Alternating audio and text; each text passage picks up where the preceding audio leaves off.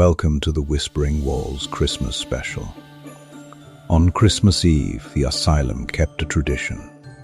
Every year, without fail, a tree appeared in Ward C, decorated by hands no one ever saw.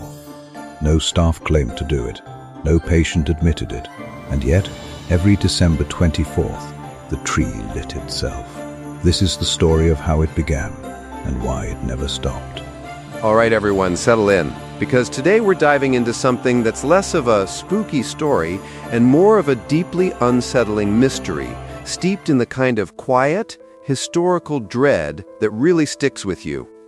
We're talking about an old asylum and a very specific, very strange pattern in its records. Oh, quiet dread is my favorite kind of dread. What kind of pattern, John? Like clerical errors or something deliberate? Deliberate or deeply, deeply wrong.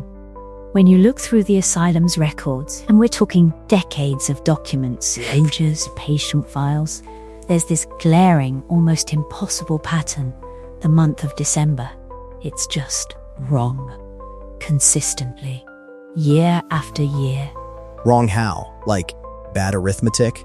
Christmas bonus is missing? Worse than bad arithmetic, Bob. Entire months are missing. Not just 1 year, but repeatedly. Pages torn out, clean from the binding, leaving gaping holes in the history of the institution. Payroll records ending abruptly on December 23rd, then resuming in January as if nothing happened. Like a massive, institutional amnesia for a specific 3-week period. That's highly irregular for any record-keeping system, let alone a medical facility. Such gaps would raise immediate red flags during audits, suggesting either extreme incompetence or, more likely, a concerted effort to conceal something specific. Or cover something up, right? But what could be so bad, so consistently bad, that it required literally tearing pages out of history books, year after year, just for December, and always stopping on the 23rd? That's so specific. Exactly. You'd think after 1 or 2 occurrences, someone would question it, right? But it just continued for decades, until we found one memo, just one, dated December 24th, 1947. It was filed by a nurse named Evelyn Roach. What'd it say? Oops, I spilled coffee on the ledger? No. It simply said, "The tree is up again." And none of us did it. Just that. Nothing else. Not a report, not a complaint. Just this stark, almost bewildered statement. Oh, that's so creepy. The tree is up again, like it's an annual occurrence. And none of us did it, so it just appeared? Suggesting an autonomous, perhaps even supernatural phenomenon. Or at least an unexplained one that the staff couldn't account for through conventional means. All right, so a mystery tree. Probably some prankster orderly, trying to liven up the depressing Christmas spirit in an asylum. It happens. But Bob, it wasn't just a tree. That's the oddest part, and frankly, the part that gives me chills every time I think about it. It was the ornaments. Jane's right. If it were just a generic tree, maybe it's a prank. But these weren't generic ornaments.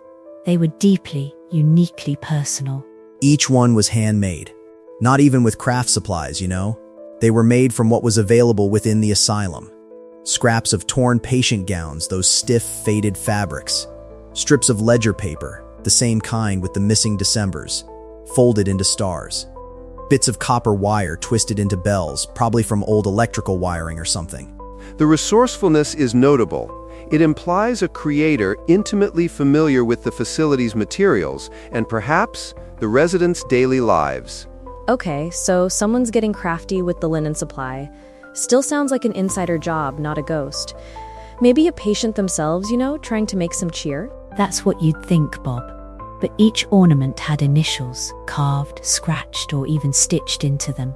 You see ME, you see H. Carter, you see numbers from the intake rolls, specific patient numbers, and not just current patients. Some of these initials and numbers belong to people who hadn't been there for years, or even decades. So whoever made that tree, they knew everyone. Knew their names, knew their unique identifiers, knew who'd been forgotten within those walls.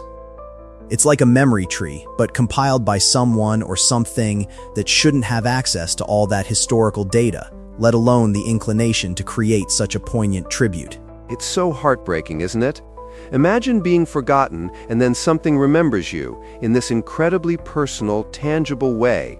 It's like a silent roll call of the lost. Indeed, the specificity of the identifiers, combined with the material composition, indicates an entity with access to patient records, a knowledge of the institution's history, and a clear symbolic intent. It moves beyond a simple prank or delusion. All right, that's a bit much for a prank. Unless it was a very dedicated records keeper with way too much time on their hands and a dark sense of humor. Still, a tree showing up out of nowhere, with lights, that's a whole other level. And that leads us to another key piece of evidence. There's an interview transcript in the archives. Sealed, undated, but clearly from a nurse who experienced something profound on one of these Christmas Eves. An interview transcript? What did she say? The nurse reported hearing voices on Christmas Eve, but not the usual sounds one might expect in an asylum. Not screaming, not begging. She described it as humming, a lullaby, soft, familiar. A lullaby? That's strangely gentle for a haunting. Precisely. She noted it was a tune often sung to new intakes, particularly children, to soothe them during their initial, often traumatic, arrival. A simple, comforting melody. She described it as coming from the walls, moving like wind through the sea ward. When she followed the sound, she found the tree glowing, every candle lit, every paper star turning slowly, as if caught in an imperceptible breeze. And critically, there were no footprints in the dust on the floor. No footprints? How the hell do you light candles and set up a tree without leaving a single trace? And the lights were on? If it's glowing, I assume it's electric lights too. This is where my skepticism starts to get rattled. The no footprints detail is significant. It implies a non-physical presence, or at least one that doesn't interact with the environment in the same way we do. And the glowing, Alice, were they electric lights or actual candles? Her account specifies every candle lit and also glowing, implying both. The handmade ornaments suggest real candles, but the glowing could also suggest something else, perhaps an ethereal light source. The combination is what makes it so unnerving, a physical manifestation with impossible properties. It sounds like something out of a dream, or a very quiet nightmare. A lullaby, candles, turning stars. It's beautiful and terrifying at the same time. The idea of something creating comfort in such a desolate place is poignant. Poignant, maybe, but still a nightmare. And speaking of nightmares, this is where I actually started to get properly spooked. Look, I don't scare easy, all right? I've seen my share of weird stuff in old buildings.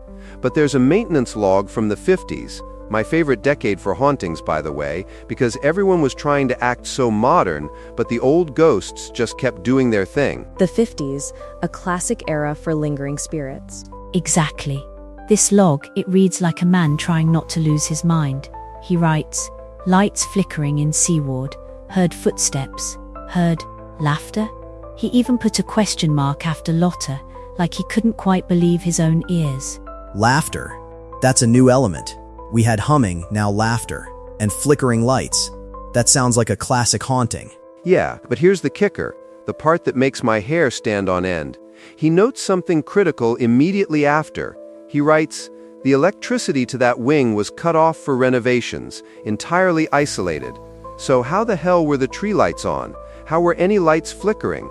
This wasn't just a hallucination, this was a physical impossibility. That detail provides irrefutable evidence against a purely rational explanation. If the power grid to that specific ward was disconnected, then any electrical activity is by definition anomalous. It points to a form of energy manifestation that is not reliant on conventional sources. So it wasn't just candles. The tree had electric lights and they were on, glowing even though the power was off. That takes it out of the realm of human pranks or even patient delusions. That's something else entirely. My God. So this thing that put up the tree, that made the ornaments, that knew everyone, it also brought its own power source. It defies explanation, and it's doing this all for Christmas, in a place where Christmas was seemingly erased from the records. It does.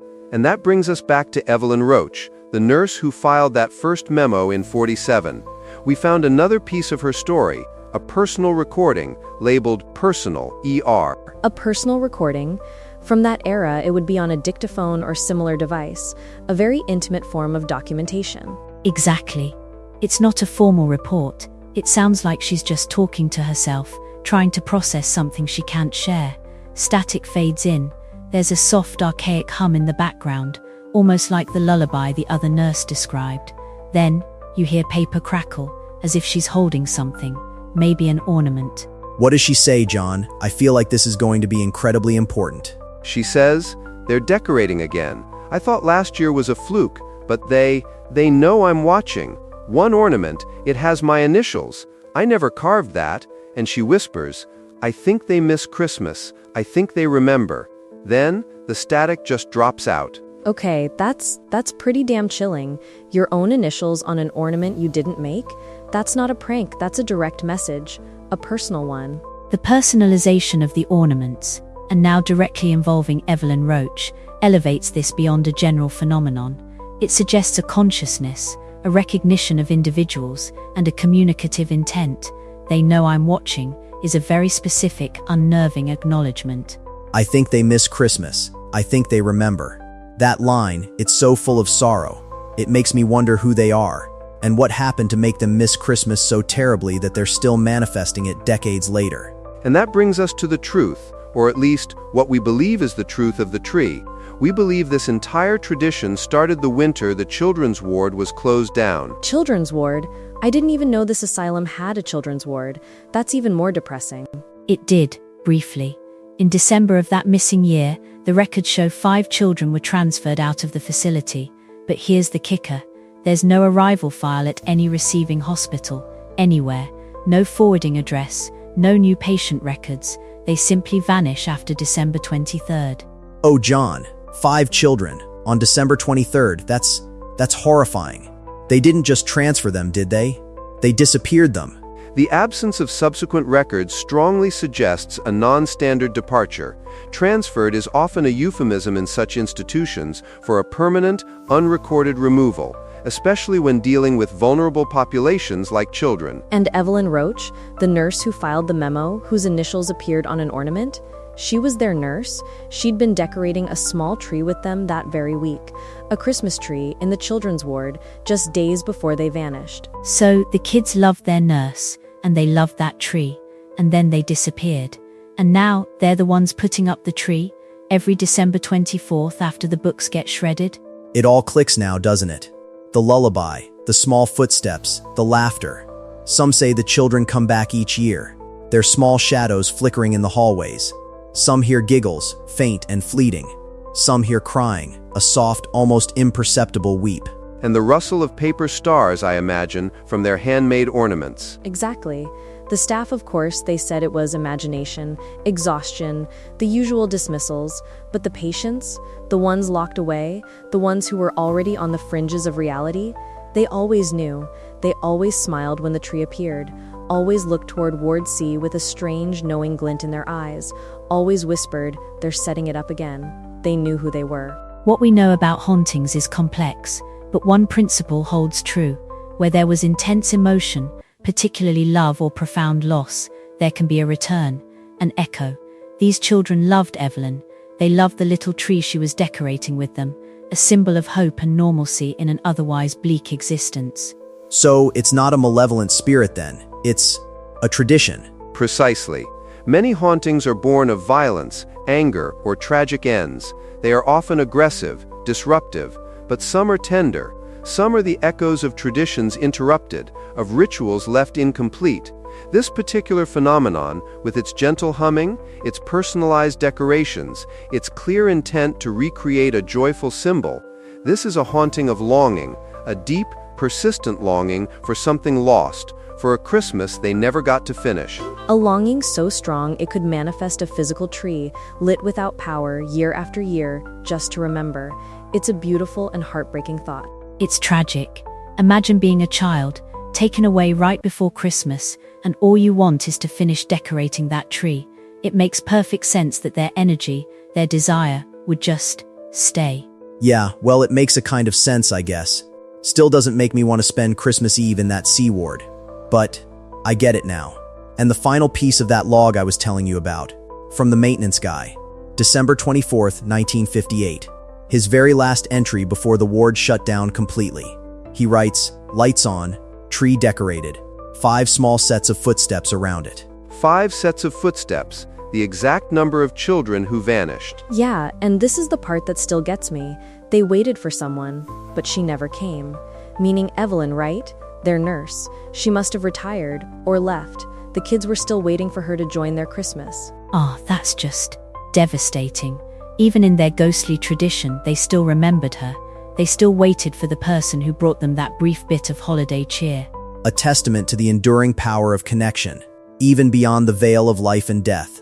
The bonds formed in kindness, even in the most desolate environments, can leave the most profound, energetic imprints. And a chilling reminder of those missing Decembers, not just missing from the records, but missing from the lives of those children whose longing for a simple Christmas echo through time, year after year. It really makes you think about what we leave behind, doesn't it? Not just physically, but emotionally. What kind of energy we put out into the world, and what might stick around just trying to finish what was started. It does. And next time I see a Christmas tree, I think I'll look at the ornaments a little differently. You never know whose memories are stitched into them. Yeah, I'm just gonna stick to store-bought decorations. Less chance of having a spectral kid's initials on them. But seriously, this one's gonna sit with me for a while. Indeed, a poignant example of how the past, particularly the emotional past, can continue to manifest in unexpected and profound ways, reminding us that some stories are never truly over. Absolutely. Well, on that slightly melancholic but deeply thoughtful note, we'll wrap up this episode. Thank you, Jane, Alice, Bob, for diving into this truly unique and heartbreaking mystery with me. And thank you all for listening. We'll be back next time with another deep dive into the unexplained. Until then, maybe check your own Christmas records.